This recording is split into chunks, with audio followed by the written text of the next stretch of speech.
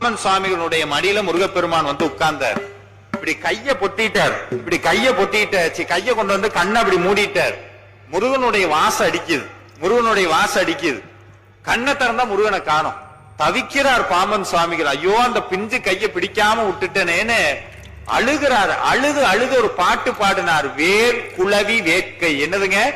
வேல் குளவி வேட்கைன்னு. இன்னைக்கும் அந்த வேல் குளவி வேட்கை யாரெல்லாம் பாராயணம் பண்றாங்களோ அவங்க குழந்தை பாக்கி விரைவில் கிடைக்கும். அந்த வேட்குளவி வேட்கையில சாமி சொல்றார், முருகப்பெருமான் வந்தானா, வேல் வச்சிருந்தானா, சின்ன பையன் கண்ணுக்கு எட்ட தூரமெல்லாம் நிக்கிறான், பாக்குறான், ஓடுறான், ஒளியறான்.